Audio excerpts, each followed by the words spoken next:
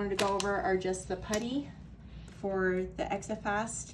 Usually we're going to be using the fast set. That's generally, unless we're doing a large case where we're going to do the slow set. I always make sure when I have mine ready to go, I've given Dr. Hearn or Dr. Nielsen the syringe tips with their light body material. I always make sure they're ready before I start mixing, because sometimes he'll start fiddling around and blow some air, and I'll look at him and be like, are you ready? And he'll say, are you ready? And we like, no, we have that little eye contact of, okay, I'm ready, you're ready. If you're not ready, just say 1 second, or let me get, because sometimes he'll be ready and you're like, oh crap, I don't have my scoops.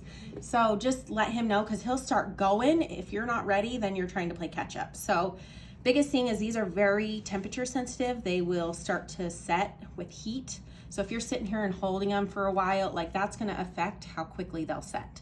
So when I go to mix, say take off the gloves. As long as they're not latex gloves, okay. I always mix without gloves. Okay. Just because in the past we had these really nice latex black gloves, and then we started realizing that they were affecting the putty mix.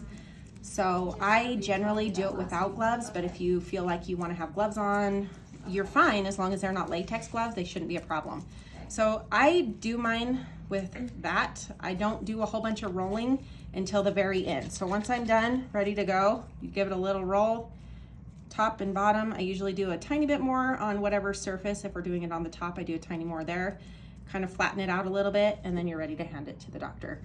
Again, if the more you mess and fiddle with it, it's just gonna start to set, and then it's already hard by the time you're giving it to the doctor. He's not gonna be very happy. So and just when make you sure. pass it, you hold it by this end, not by the handle, because he can't touch it because he wears latex gloves. Yeah, Okay. and then that gives him something to hold it in place. So I always just kind of hold it like that, and then he can grab it and place it right in where he needs to. Okay. So, and I try to hand it the correct direction, whichever way, left or right.